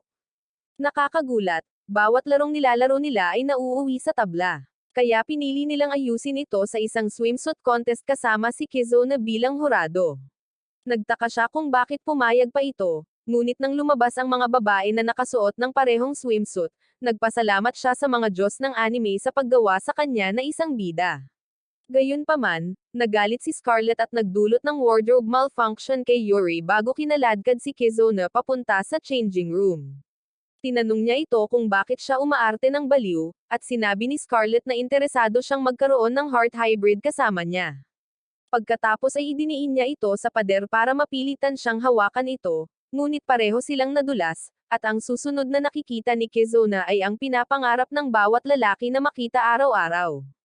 Labis na natarante si Scarlett at sinabihan si Kizuna na huwag gumalaw, ngunit pagkatapos ay nadapa siya nito at binigyan ang sarili ng heart hybrid. Matapos silang puntahan ni Yuri, umupo sila sa labas sa isang bangko, at nang ipaliwanag ni Kizuna kay Yuri na aksidente lang iyon, hindi niya ito pinansin at naglakad palayo. Pagkatapos, tinanong ni Kizuna si Scarlett kung magkaibigan ba talaga sila ni Yuri, dahil pareho ang kanilang score sa mga laro at pareho pa nga ang kanilang napiling swimsuit. Agad na itinanggi ni Scarlett ang anumang kaugnayan kay Yuri, at sinabing wala siyang kinalaman sa isang napakasamang tao. Dagdag pa niya na itinuturing ni Yuri ang lahat bilang isang pawn na dapat isakripisyo, naalala niya kung paano sila minsang lumaban sa isang druggery at halos masawi na. Gayunpaman, hindi sumama si Yuri sa laban hanggang sa humina ang druggery at tinapos ito sa isang atake lamang. Dahil dito, naging sikat siya sa magdamag, at sinabi ni Scarlett na hindi niya ito patatawarin sa paggamit sa kanya bilang isang pawn. Tumanggi si Kizuna na maniwala na gagawin ito ni Yuri, ngunit nagalit si Scarlett at umuwi. Pagkatapos lang, nakita ni Kizuna na malapit lang si Yuri na nakikinig sa lahat, ngunit nang tanungin siya nito kung totoo ang mga paratang, tumanggi si Yuri na magpaliwanag pa at lumayo. Samantala, sa Imperyong Batlantes, sina Grabble at Aldea ay itinuturing na mga bayani ng mga lokal, na ikinadismaya ng isang tao.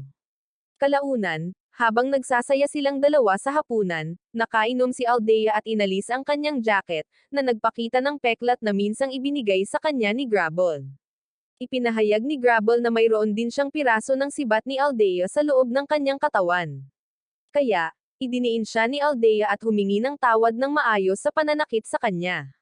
Ilang minuto ang lumipas, pareho silang nasa kama at madamdaming nagsesyon habang pinag-uusapan din kung paano nila sisimulan ang kanilang susunod na pag-atake. Kinabukasan, nagdala si Sylvia ng mga homemade cookies para kay Kizuna, at pagkatapos matikman ng isa, sinabi niyang magiging mabuting asawa ito balang araw. Gayunpaman, nagsimulang mamula si Sylvia at sinabing masyadong biglaan ito, ngunit bago pa man makapagpaliwanag si Kizuna, nabigla siya at tumakbo palayo. Pagkatapos, dumaan si Kizuna sa kwarto ni Amy at narinig siyang nag-aalala dahil wala siyang makitang anumang bagay na may kaugnayan sa kanyang nakaraan. Pumasok siya sa loob para kumustahin siya, at nang tanungin niya kung ano ang ginagawa niya, sinabi niya sa kanya na wala siyang pakialam. Inalok sa kanya ni Kizuna ang cookies na ginawa ni Sylvia, ngunit kahit na sinabi niyang ayaw niya nito, alam ni Kizuna na kailangan niya ng makakausap. Habang nakaupo silang magkasama, sinabihan niya siya na magtanong ng kahit ano, ngunit sinabi ni Kizuna na wala siyang itatanong, at dapat niyang sabihin sa kanya ang gusto niyang sabihin ng mag-isa. Dahil dito, namula siya at hahawakan na sana ang kamay niya, ngunit biglang tumunog ang mga alarma, at agad na pumasok si Rary sa control room para suriin ang sitwasyon. Doon, nalaman niya na may isang mananakop na dumaong sa lungsod, at ito ay walang iba kundi si Grabble. Habang pinalilibutan siya ni Baird ng mga armadong sundalo, Ipinakilala niya ang sarili bilang commander ng puwersa ng Batlantes at hiniling na isuko nila ang Zeros at ang gumagamit nito, at ipinaalala ni Baird sa kanya na napapaligiran siya at wala sa posisyon para humingi ng tulong bago sinenyasan ang kanyang sniper na si Sharon na magpaputok. Matapos paputukan ni Sharon si Grabble, madali niyang naiwasan ang bala at sinira ang buong squad sa loob ng ilang segundo. Nang makarating si Kizuna at ang iba pa sa pinangyarihan ng labanan, nalaman nilang lahat, kabilang sina Baird at Sharon, ay natalo, at ito ang nagpabaliw kay Scarlett. Nagpakawala siya ng 12 ng mga missile patungo kay Grabble, ngunit winasak ito ni Grabble sa ere at pagkatapos ay nagpakawala ng kontra-atake sa kanya. Lumapit si Kizuna upang harangan ang atake, ngunit malaki ang pinsalang natamo niya sa proseso. Nang makita ito, sinabihan sila ni Yuri na lumayo, ngunit ayaw ni Scarlett na iligtas siya nito. Samantala, nakikipaglaban sina Himikawa at Amy kay Grabble, ngunit natalo niya silang dalawa nang ilunsad ni Yuri ang kanyang pinakamalakas na atake patungo sa kanya. Kahit na noon, madali siyang natalo ni Grabble, at bumagsak siya, naiwan na lamang si Scarlett para harapin ang mga kahihinatnan. Sa loob ng ilang segundo, maging si Scarlett ay natalo. Kaya, dahan-daang naglakad si Grabble patungo kay Amy at pinahirapan pa ito.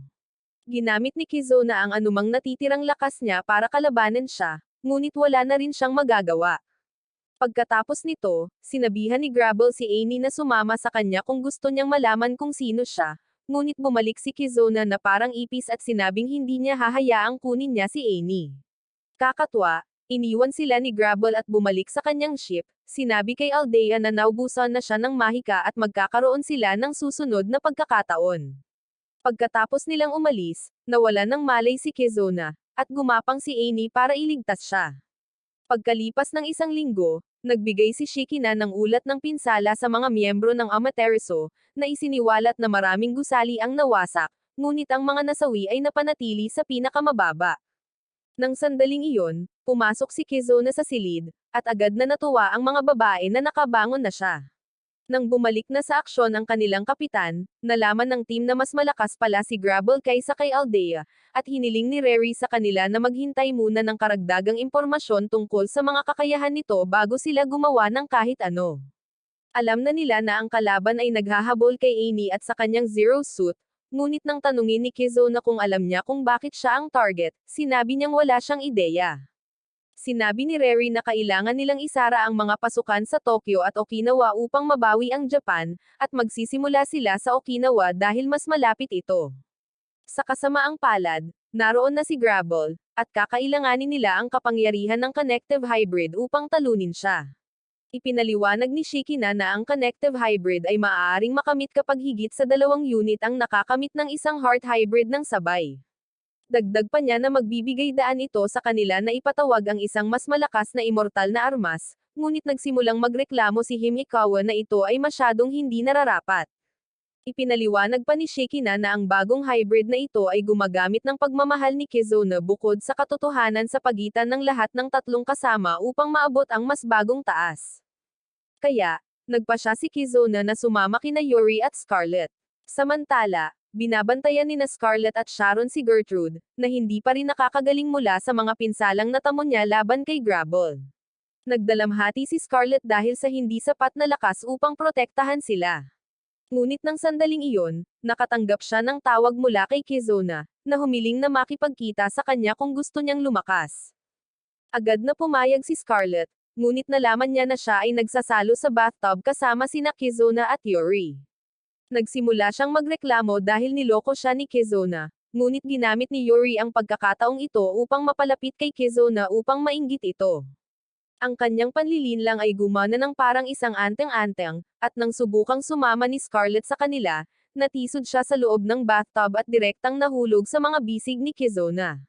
Niyakap siya ni Yuri mula sa likuran at idiniin ang kanyang mga asset kay Scarlett, at sa tulong ng mahiwagang mga kamay ni Kizuna, nakamit nila ang Heart Hybrid. Pagkatapos nito, hiniling ni Kizuna sa kanila na tanggalin ang kanilang mga plot armor upang madala nila ito sa susunod na yugto, at sinunod ni Scarletti ang kanyang utos. Sa pagkakataong ito, natisod siya sa mga bisig ni Yuri, at tinanong ni Yuri kung sabik ba siyang maglaro sa kanyang mga asset. Sabik na itinanggi ito ni Scarlett, ngunit naalala ni Yuri kung paano siya sinusundan ni Scarlett sa lahat ng oras. Pagkatapos ay bumalik si Kizuna dala ang mga lumang kuha noong nakikipaglaban sina Yuri at Scarlett, at naalala niya ang magagandang lumang panahon. Naalala niya kung paano laging nandyan si Yuri sa hirap at ginhawa at mabilis siyang niyakap. Ayaw maniwala na may isang taong napakabait na magtataksil sa kanyang mga nasasakupan. Dahil dito, hinimok ni Kizuna si Yuri na sabihin ang kanyang panig sa kwento. Kaya isiniwalat niya na noon ay inatake ng mga sandatang mag-Aitek ang pangunahing lungsod, at pinalabas niya si Scarlett sa lungsod dahil nag-aalala siyang baka magdulot ng pagkawasak sa mga sibilyan ang kanyang mga missile. Wala siyang ideya na may totoong kalaban na naghihintay doon, ngunit inamin niya na inako niya nga ang lahat at naging isang tanyag na tao. Gayunpaman, naalala ni Scarlett kung paano malubhang nasaktan si Yuri noon, at sa wakas ay napagtanto niya na ang mga sugat na iyon ay dumating dahil ipinagtanggol niya ang buong lungsod ng mag-isa. Kahit na nasaktan, pumunta siya upang tingnan si Scarlett at iniligtas ang kanyang buhay sa pamamagitan ng pagtalo sa Dragjerry. Sa pagkaunawang ito, nalutas ni na Scarlett at Yuri ang kanilang mga panloob na issue, pagkatapos nito ay sinugod nila si Kizuna na parang nasa sail siya. Sa pagtutulungan, nagbigay sila ng ilang mas mataas na antas ng serbisyo bago umabot sa Climax Hybrid at makamit ang Connective Hybrid. Pagkatapos noon, nahati sila sa dalawang koponan at nagtungo upang harapin si Grabble, na handa nang sumugod dahil sa pag-uuyam ni Aldea at naghihintay ng atake. Si Amy ang una roon, at tinanong niya si Grabble kung bakit niya ito gustong makuha. Bago pa man makapagpaliwanag si Grabble ay inatake na siya nina Yuri at Scarlett, na nagsabing tulungan si Kizuna habang kaharap nila ang dalawang ito. Pagkaalis niya, inatake ni Scarlett si Grabble gamit ang sunod-sunod na missile, at habang ipinagtatanggol siya ni Aldea, ipinatawag ni Yuri ang isang bagong immortal na sandata na tinatawag na Crosshead. Gamit ang bagong sandatang ito, sinugod niya si Grabble ng harapan, ngunit muling hinaranggan ni Aldea ang atake. Gayunpaman, pinalakas ni Yuri ang kapangyarihan at nasira ang kanyang kalasag, na nagdulot ng isang malaking pagsabog na nagpatambo sa kanya. Habang lumapag sina Yuri at Scarlett upang ipagdiwang ang kanilang panalo, nagpakita si Grabble mula sa alikabok na ganap na ligtas at nangakong pagbabayaran sila sa pananakit kay Aldea. Pagkatapos ay hinugot niya ang kanyang sariling imoral na sandata na tinatawag na espadang gatlang at nagpaputok ng isang napakalakas na sinag sa kanila, ngunit pumasok si Kizuna sa huling minuto upang tanggapin ang tama. Sa kabila nito, parehong natamba ang dalawang babae, at si Kizuna mismo ay halos hindi nakaligtas. Pagkatapos ay nabuksan niya ang isang bagong mode sa kanyang suit, na nagpapahintulot sa kanya na gumalaw sa napakabilis na bilis. Ngunit hinabol siya ni Grabble at naghanda na muling magpaputok sa kanya. Sa pagkakataong ito, naisip ni Kizuna ang bawat sandata na magagamit niya sa sitwasyong ito at sabay-sabay na tinawag silang lahat. Kahit na noon, tila mas malakas si Grabble kaysa sa kanya, kaya't mas malalim siyang naghukay at nagpatawag ng mga missile launcher, na tumama kay Grabble ng diretso. Pareho silang natamba ng walang palem. Ngunit habang hinahawakan ni Himikawa si Kizuna sa ere, bumagsak si Grabble sa buhangin. Hindi makatayo, gumapang siya patungo sa natamba na Aldea at binuhat ito bago nag-teleport palayo. Pagkabalik niya, nagawang isara ng mga inhinyero ang lahat ng nakapalibot na pasukan, at tinawag ni Reri na isang tagumpay ang misyong ito. Habang ipinagdiriwang ni Yuri at Scarlett ang pagpapalaya sa Okinawa kasama si Kizuna, tinawag siya ni Himikawa na isang two-timer dahil sa paggawa ng dalawa ng sabay-sabay, habang pinapanood ni Amy mula sa malayo, sabik na malaman kung sino talaga siya. Pagkatapos noon, pinatawag ni Reri ang Amaterasu Squad sa control room at ipinaalam sa kanila ang kanilang susunod na misyon, ang pagpapalaya sa mainland ng Japan. Kinabukasan, kinausap ni Kizuna ang isang klase ng mga lalaki, tinuturuan sila ng mga pangunahing kaalaman tungkol sa akademya. Gayunpaman, nang igiit nilang matutunan ang mga mahirap na bagay, kumuha si Kizuna ng mga perpektong modelo ng karakter ng Amaterasu Squad at tinuruan sila kung paano gumanap ng Heart Hybrid, na natural na nagpapasigaw sa lahat ng talunan. Ipinakita pa niya sa kanila ang heat graph ng bawat miyembro kasama ang kung anong uri ng silid ang gusto nila, at lahat ng tao sa klase ay nagsimulang sumamba sa kanya na parang siya si Gerald or kung ano paman. Pagkatapos ay mas pinalawak pa ito ni Kizuna sa pamamagitan ng pagpapakita sa kanila ng aktwal na footage noong ginampanan niya ang heart hybrid kasama si Himikawa, ngunit ang babae mismo ay pumasok sa klase at tinakat ang lahat bago sinira ang buong silid-aralan. Sa oras na iyon, ang akademya ay nagsasagawa ng isang pagdiriwang upang makapagpahinga ang mga estudyante bago ang malaking labanan, ngunit nakita ni Reri si Himikawa na pinapalo ang lahat at nag-aalala para sa kanila. Di nagtagal, sumama si Kizuna sa backstage, at nang tanungin siya ni Yuri kung bakit may benda ang mukha niya, isiniwalat ni Himikawa na pinahirapan siya nito dahil ginawa niya itong modelo na walang bayad para sa mga tagahanga lamang. Pagkatapos ay isiniwalat ni Yuri na oras na para sa ensayo pero wala si Amy, kaya nagpa siya si Kizuna na hanapin siya. Habang tumatakbo siya sa mga stall, nakita niya si Gertrude na naka-wheelchair at agad na nagmadali para tingnan ang kalagayan nito. Sinabihan niya ito na huwag mag-alala tungkol sa kanya dahil malapit na itong makatayo, at binati siya ni Kizuna bago nagtanong kung nakita niya ba si Amy sa mga stall. Sinabi ni Gertrude na na-explore na niya ang bawat stall at wala si Amy dito, kaya iminungkahi niya na hanapin ang loob ng gusali ng paaralan. Pagkatapos ay pumasok si Kizuna sa atraksyon ng mga haunted house para hanapin siya, ngunit ang mga babae roon ay tumatakbo palayo sa kanya dahil siya ang sikat na tagagawa ng mga bagay-bagay sa kanilang paaralan. Pagkatapos ay nakita niya si Sylvia na naglalaro ng multo, kaya hinawakan niya ang kamay nito at kinaladkad palabas, sinabihan si Yuri na gamitin siya kung sakaling hindi niya mahanap si Amy sa oras. Kahit na kinakabahan si Sylvia, iniwan niya sila kasama ang mga babae at muling umalis para hanapin si Amy. Sa pagkakataong ito, tumungo siya sa sektor ng inhinyero at tinanong si Mumo kung nakita na niya si Amy, ngunit tumanggi ito. Nang lumingon siya para umalis, hiniling nito sa kanya na subukan ang kanilang bagong railgun, ngunit nang sabihin nitong nagmamadali siya, hinayla pa rin siya nito. Habang sinusubukan, nanalangin si Kizuna na huwag itong sumabog sa kanya, ngunit ang mga Diyos ng kwento ay gumawa ng isang kalokohan sa kanya sa pamamagitan ng pagpapasabog ng baril. Pagkatapos, tumungo siya sa manga club kung saan niya nakita si Shikina na nagbabasa ng isang larawan tungkol sa kanya at sa kanyang kapatid na babae, na labis niyang ikinagulat. Sunod, pumunta siya sa maid cafe ni Scarlett para maghanap ng impormasyon, pero ibang serbisyo ang iniaalok sa kanya ng mga katulong doon, kaya nagpa siya siyang magtago. Sa huli, tumigil na siya sa paghahanap dahil malapit na ang oras ng konsyerto. Samantala, sa Imperyong Batlantes, tinatrato si Grabble na nakatali ng ibang mga commander dahil nakipag-ugnayan siya sa kalaban ng walang pahintulot ng kanyang mga nakatatanda at hindi niya iniulat ang pagkakatuklas ng Zeros. Nang marinig ito, ikinatuwiran ng pinuno ng Batlantes na si Zelchian na wala talaga siyang silbi. Nangatwiran si Grabble na hindi na nila kailangang tumapos pa ng buhay, pero sinampal siya sa mukha nang sabihin ni Zelchian na walang buhay na mas mahalaga kaysa sa kanilang hinahanap bago siya tiningnan sa mata para magdulot ng hypnosis. Pagkatapos noon, sinimulan niyang latigutan si Grabble, pero nasiyahan si Grabble dahil sa hypnosis. Sinubukan niyang pigilan ito, iniisip na darating si Aldea at ililigtas siya, pero winasak ni Zelchian ang kanyang loob ng ibunyag niya na ginawa na niyang aso si Aldea kasama ang iba pang mga commander. Dahil doon, nakakuha si Zelchian ng impormasyon tungkol sa kinaroroonan ng Zeros at tinipon ang kanyang mga tauhan upang maglunsad ng pag-atake sa akademya, ngunit nakasalubong lamang niya si Dr. Hida. Samantala, sa akademya, oras na para sa huling pagtatanghal, ngunit wala pa ring senyales ni Amy. Kaya, hiniling ni Yuri kay Sylvia na pumalit.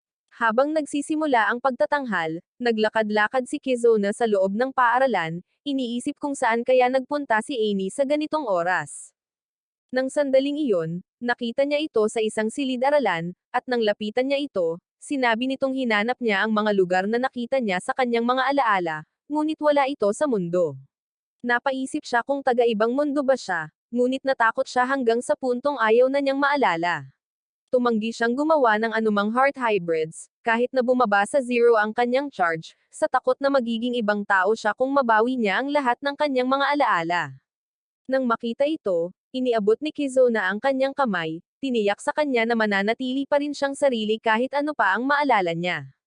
Ipinaalala nito sa kanya ang panahong sinubukan ni Kizuna na makipagkaibigan sa kanya sa laboratorio, ngunit tumakas siya mula rito ng panahong iyon.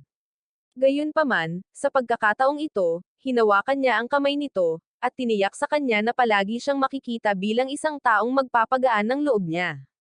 Pagkatapos noon, sinimulan ni Kizuna na gamitin ang kanyang mahika sa kanya, at mahinahon niyang tinanggap ang lahat ng kanyang pagsulong. Gayunpaman, nagbubukas ito ng isang bagong bahagi ng kanyang mga alaala, na nagpasigaw sa kanya at nagpatulak sa kanya palayo. Nang sandaling iyon, muling ipinaalam ni Reri sa kanila na isang plota ng kaaway ang nagpakita sa rehiyon ng kanto ng Japan, kaya tinipon ni Kizuna ang pangkat at agad na tumungo upang labanan sila. Gayunpaman, habang papalapit na siya sa plota, nagulat siya nang makita ang kanyang sariling ina na nakasakay sa battleship ng kaaway. Lumipad siya papasok sa battleship upang makipag-usap kay Hida, at nagpa siya ang mga babae na hayaan siyang harapin ito ng mag-isa. Sinimulan ni Hida ang pag-uusap sa pamamagitan ng pagbanggit kung gaano siya lumaki mula noong huli siyang nakita nito, ngunit diretsyong tinanong siya ni Kizuna kung bakit siya nasa isang battleship ng Batlantes. Sinabi niyang bahagi ito ng kanyang fieldwork at pumunta siya sa Balantes para sa kanyang pananaliksik. Maraming tanong si Kizuna para sa kanyang ina at hiniling niya rito na bumalik sa akademya, ngunit tumanggi ito dahil hindi pa rin kumpleto ang kanyang pananaliksik. Nang marinig ito, ginamit ni Reri ang komunikasyon upang sumigaw sa kanyang tainga, humihingi ng paliwanag kung bakit siya kumakampi sa kaaway. Gayunpaman, sinabi sa kanya ni Hida na masyado siyang talunan para maintindihan ito, at labis itong ikinagalit ni Reri kaya inutusan niya si Kizuna na hulihin si Hida. Nang tangkain ni Kizuna na hulihin siya, napagtanto niya na isa siyang hologram, kaya sinabihan siya ni Hida na pumunta sa Tokyo kung gusto niya itong makita. Pagkatapos niyang magpaalam, balisang tinanong siya ni Kizuna kung paano niya maaalis ang mga core, ngunit nawala siya nang hindi sumasagot. Agad na sumakay ang mga babae sa battleship upang matiyak na maayos si Kizuna, ngunit inatake sila ng isang kakaibang babae na nagngangalang Ragris. Ang kanyang hybrid gear ay mas malaki kaysa sa anumang nakita nila noon, ngunit bago pa siya makapagsaya kasama sila, umatras ang kanilang battleship at umalis. Pinagalitan ni Ragris si Hida dahil sa pag-atras kahit na ito ay isang kalamangan, ngunit ipinaalala sa kanya ni Hida na ang tanging layunin nila ay makipag-usap sa kanila. Kinumpirma ito ng kanyang assistant na si Vardy, na sinasabing inutusan sila ni Zelchian na gawin ang sinabi ni Hida. Pagkatapos ay tinanong niya si Hida kung pupunta sina Kizuna at ang iba pa sa Tokyo dahil alam niyang maaaring maging isang bitag ito, at buong kumpiyansang sinabi ni Hida na pupunta sila dahil itinakda niya ito para sa ganitong paraan.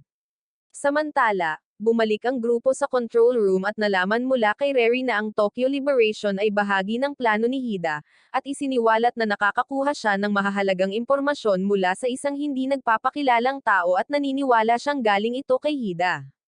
Idinagdag pa ni Shikina na nakakuha sila ng impormasyon para isara ang mga pasukan mula sa iisang channel at tanging isang tao lamang tulad ni Hida ang maaaring nasa likod nito.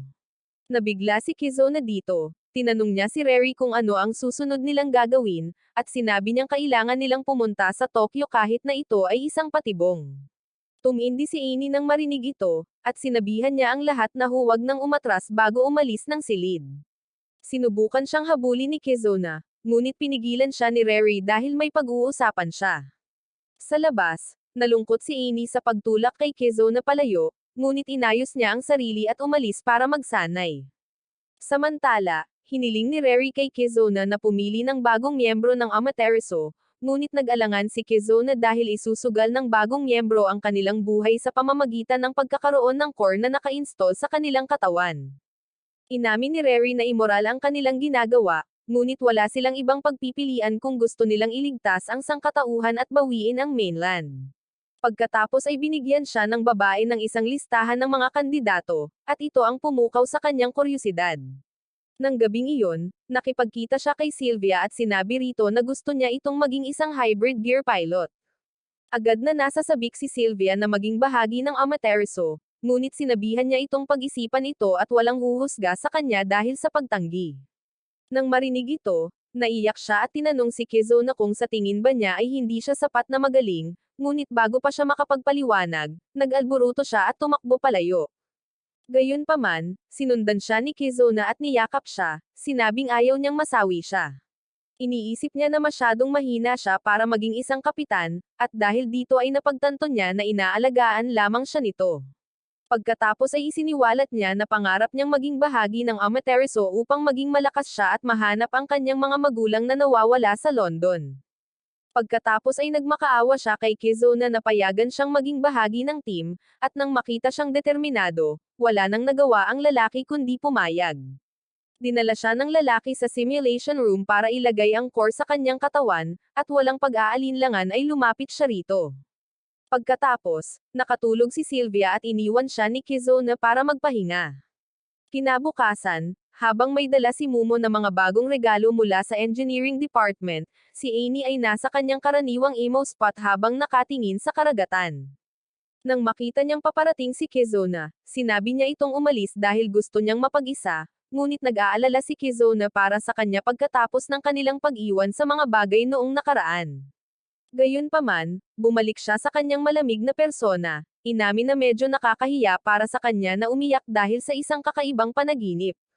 Tinawag niya itong pinaka-nakakahiya na sandali ng kanyang buhay at sinabihan itong tumigil na sa pang-iistorbo habang papalayo ito. Lalong nag-alala si Kizuna para sa kanya, at hindi niya alam na isa lamang itong pag-arte ni Amy. Samantala, nalulumbay si Himikawa dahil sa kanyang masasamang alaala sa Tokyo, ngunit sumama si Yuri sa kanya at hinayaan siyang ilabas ang kanyang nararamdaman. Inamin ni Himikawa na natakot siyang bumalik sa Tokyo noon, ngunit ngayon ay inaabangan niya ito salamat kay Kizuna. Inamin ni Yuri na malaki rin ang ipinagbago niya dahil sa kanya, ngunit medyo naiinis din siya na madali niya itong nabighani. Samantala, naliligo si Amy para itago ang kanyang mga luha, at tumungo si Kizuna sa laboratorio kung saan niya unang nakitang umiiyak ito maraming taon na ang nakalilipas.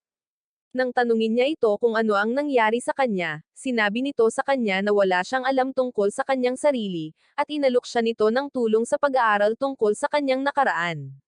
Alam na alam ni Kizuna na si Amy ay isang iyakin sa puso at nagpapanggap lamang na matigas, at iniisip niya kung paano kaya ang mga bagay-bagay kung hinawakan nito ang kanyang kamay noon. Kinabukasan, habang nagtitipon ng mga Amaterasu para sa kanilang misyon, biglang tumunog ang mga alarma at inatake sila ng mga bagong sandatang mag-high-tech na tinatawag na Vikings. Agad na nagdulot ng kaguluhan sa lungsod ang mga Vikings na ito, kaya't si Scarlet ang namamahala at sinabihan ang grupo ng Amaterasu na umalis patungong Tokyo. Agad nilang inactivate ang kanilang hybrid gear at lumipad palayo, ngunit naantala sila ng isang malaking grupo ng mga sandatang mag-high-tech. Nang makita ito, inutusan ni Kizuna ang lahat na maghiwa-hiwalay at tumungo sa kani-kanilang mga itinalagang lugar, na nagpapahintulot sa kanila na hindi makita. Gayunpaman, habang papalapit si Kizuna sa lungsod, nakita niya ang ilang mga sandatang nagpapatrolya, kaya palihim siyang pumasok sa isang tunnel ng subway upang maiwasan ang mga ito. Pagkatapos ay naglagay siya ng isang communication device sa loob, at dahil dito ay nakakuha ng malinaw na signal ang control room sa akademya. Kasabay nito, pumasok din ang mga signal mula sa iba pang miyembro ng grupo, at nang matukoy ang lokasyon ng pasukan, bumaba si Reri kasama ang grupo ng mga inhinyero upang isara ito. Pagkatapos nito, lumabas si Kizuna upang magdulot ng kaguluhan at ilihis ang atensyon mula sa mga inhinyero, ngunit nagulat siya nang makita ang ilang sibilyan na casual na naglalakad sa paligid ng lungsod. Habang iniisip niya kung ano ang nangyayari sa kakahuyan, nakita niya sina Hida at Vardy na nakatayo sa tuktok ng isang gusali.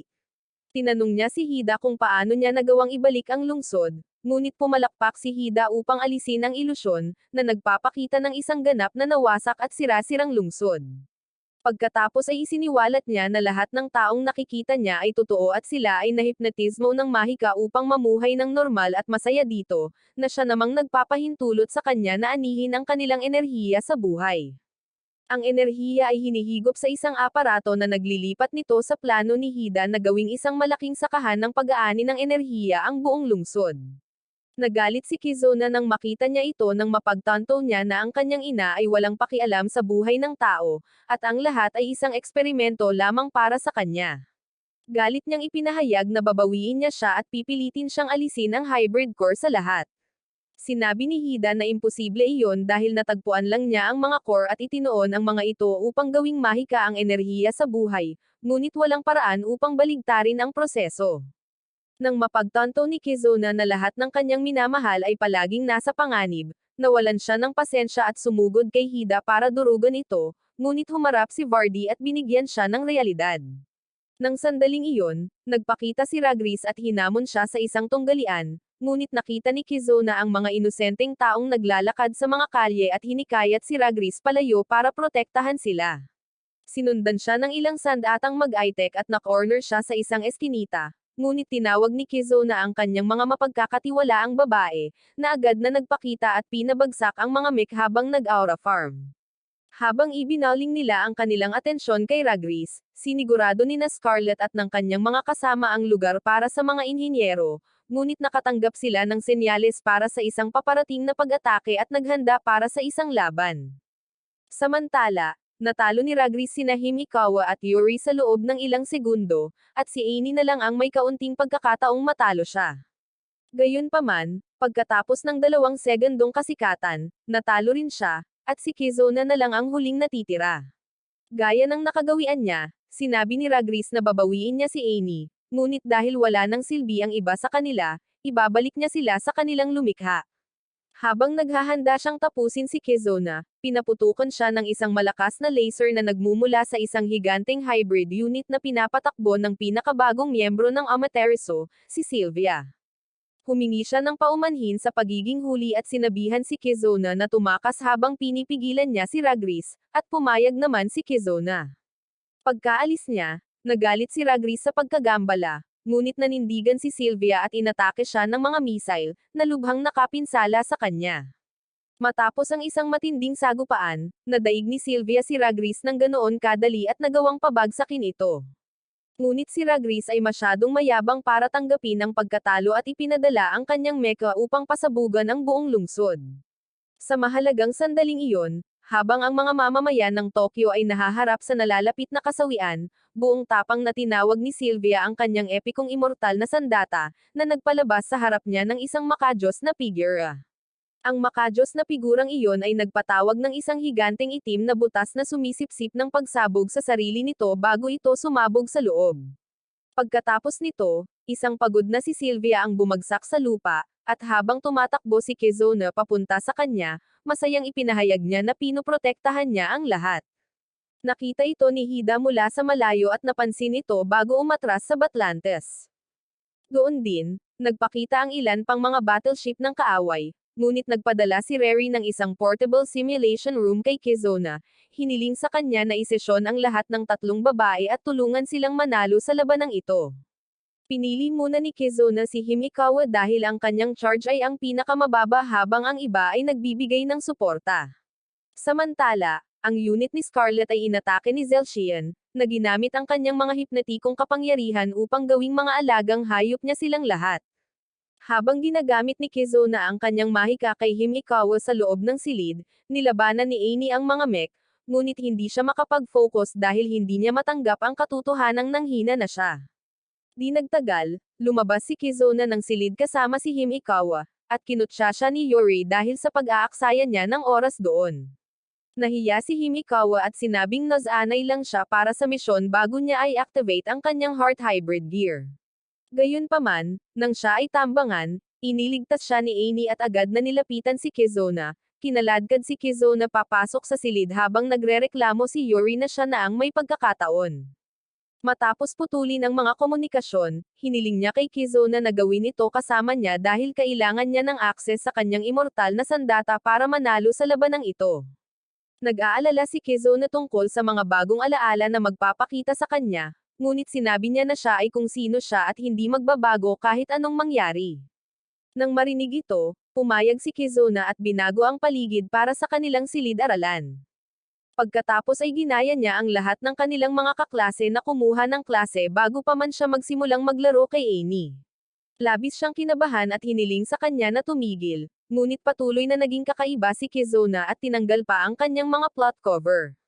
Pagkatapos ay tinawag si Amy upang lutasin ang isang equation sa board, at habang ang iba ay nagchichismisan tungkol sa kanyang pagiging komando, nagsimula siyang makaramdam ng excitement at umabot sa heart hybrid. Pagkatapos nito, Tinapos ni Kizuna ang klase, at tumakbo si Amy sa kanyang mga bisig bago tinawag itong isang malaking alpha male. Samantala, tinawagan ni Yuri si Sylvia upang matiyak na maayos siya, ngunit nagpakita si Zelchian at isiniwalat na inilagay niya si Sylvia sa ilalim ng hypnosis. Pagkatapos ay binanggit niya na pinahirapan ni Yuri at Himikawa ang kanyang mga tropa at nangako sa kanila ng isang magandang gantimpala bago ay activate ang kanyang kakayahang tinatawag na heart rebuild. Sa loob ng silid, sinabi ni Amy na kailangan niyang pumunta sa banyo, ngunit pinitik ni Kizuna ang kanyang mga daliri at dinala siya sa entablado sa harap ng daan-daang tao. Tinanong niya kung ano ang nangyayari, at sinabi sa kanya ni Kizuna na pumunta silang lahat upang makita ang kanyang pag-abot sa Climax Hybrid. Pagkatapos ay iniharap niya sa mga manunood, at napahiya si Amy nang hindi makapaniwala. Nagmakaawa siya rito na tumigil na dahil hindi na niya kaya, pero sinabihan siya ni Kizuna na hayaan na lang ito na parang siya si Elsa, at sa wakas ay hinayaan niyang magbukas ang mga kuweba. Pagkatapos niyang marating ang Climax Hybrid, natagpuan niya ang sarili na lumulutang sa kalawakan at nakita ang maliwanag na liwanag sa harap. Nang mahawakan niya ito, nagising siya sa isang alaala ng kanyang sarili sa Batlantes, ngunit labis siyang natakot kaya't ikinulong niya itong muli. Nang magising siya, natagpuan niya ang sarili sa mga bisig ni Kizuna at napansin na nabigo ang Climax Hybrid. Sinisi niya ang sarili dahil sa labis niyang takot, ngunit sinabi sa kanya ni Kizuna na hindi niya kasalanan iyon. Nang sandaling iyon, may tumama sa silid, kaya nagmadali silang lumabas at nakita sina Himikawa, Yuri, at Sylvia na labis na natalo. Nagpakita si Zelchian at sinabing nakulong niya ang bawat isa sa loob ng kani-kanilang isipan, kung saan si Himikawa ay bumalik sa Tokyo na nakaharap sa Trihead na nagbigay sa kanya ng mas maraming trauma kaysa sa iyong dysfunctional na pamilya. Nakita rin niya ang batang babae na nagtatanong sa kanya kung bakit hindi niya ito iniligtas at sinira siya mula sa loob. Samantala, natagpuan ni Yuri ang sarili sa araw na aksidente niyang pinadala si Scarlett sa pagkasawi. Nang sandaling iyon, isang malakas na pagsabog ang naganap, at nakita niya na lahat ng kanyang mga kasama ay nasawi na. Sa kasalukuyan, tinatawag ni Amy si Zelchian na talunan at duwag dahil sa paggamit ng mga psikolohikal na panlilinlang, ngunit wala siyang pakialam dahil napaslang na niya ang karamihan sa mga sumasalungat sa kanya. Pagkatapos ay hiniling niya sa kanila na sumuko kung gusto nilang maligtas ang kanilang buhay dahil magagamit niya ang mga ito para sa pag-aani ng enerhiya ng buhay. Nang sabihin sa kanya ni Kizuna na tumahimik, humarap si Zelchian kay Amy at hiniling sa kanya na alalahanin kung paano siya nakakuha ng zeros. Gayunpaman, nang mapagtanto niyang hindi naaalala ni Amy, nagpakawala siya ng pollen sa hangin na nagpabagsak kay Amy at nagdala sa kanya sa isang alaala. Nagalit si Kizuna dito at nangakong magbabayad siya, ngunit tiwala siyang hindi siya maaabala nito. Habang nahihirapan si Kizuna na labanan ang kanyang mga tauhan, biglang nagsimulang kumilos ng kakaiba ang isa sa kanila, na ikan-alito niya. Samantala, natagpuan ni Amy ang kanyang sarili sa isang alaala, naalala kung paano niya nalaman ang kaibuturan ng zeros sa loob niya noong natagpuan siya ni Dr. Hida. Pagkatapos siyang matagpuan ni Hida, iginiyo siya ng kanyang nakababatang sarili sa isang higanteng pinto, ngunit tinanong niya kung talagang sigurado ba siyang malalaman ang katotohanan. Sinabi ni Amy na hindi, ngunit nakita niya ang alaala ni Kizuna na umaaliw sa kanya, at ito ang nagpaisip sa kanya na palagi siyang inaalagaan nito. Sa labas, nabigla si Kizuna, kaya inactivate niya ang Zeros mode at tinalo ang mech bago hiniling kay Zelchian na ibalik ang lahat. Natuwa siya sa pagpapakita ng lakas nito at sinimulan siyang hampasin para ipakita na isa siyang malakas. Ngunit kahit na malubhang nasugatan, ayaw pa rin niyang sumuko. Nang sandaling iyon, naramdaman ni Himikawa ang presensya nito sa kanyang alaala, at ang pagkaalam na lagi siyang kasama nito ay nakatulong sa kanya na makalaya. Naranasan din ni Yuri at Sylvia ang parehong bagay, at ito ang nagbigay daan sa kanya upang maabot ang heart hybrid, kahit na hindi sila hinahawakan. Nang mabawi ni Kizuna ang kanyang buong lakas, lumakas siya at nagawang talunin ang buong fleet ni Zelchian. Pagkatapos ay ibinaling niya ang kanyang atensyon sa huling boss at tumama ang isang tama na Samira sa kanyang suit pati na rin sa kanyang emosyonal na estado. Pagkagising ng mga babae, nasaksihan nila ang tunay na katatakutan habang kinokontrol ng isip ni Zelchian si Amy at inutusan siyang tapusin si Kizuna. Gayunpaman, Ang tunay na si Amy na nakulong sa sarili niyang mga alaala, sa wakas ay ipinahayag ang kanyang pagmamahal para sa kanya at pumasok sa pintong iniiwasan niya sa lahat ng oras na ito. Sa huling segundo, nabawi niya ang kontrol sa kanyang katawan at pinaandar ang ipinagbabawal na heart hybrid gear. Nakita ito ni Zelchian at sinubukang umatake, ngunit pinrotektahan ni Kizuna si Amy gamit ang kanyang kalasag. Pagkatapos ay lumutang si Amy sa ere at tinawag ang isang sandata na tinatawag na Coder Acre, at nagdulot ito ng isang malakas na pagsabog ng enerhiya na nagpadala kay Zelchan pabalik sa kanyang lumikha at sinira ang lahat mula sa kanyang kontrol sa isip. Pagkatapos noon, pinanood ng lahat ang pagsasara ng pasukan sa Tokyo, at ngumiti si Reri habang idineklara niyang matagumpay ang misyong ito.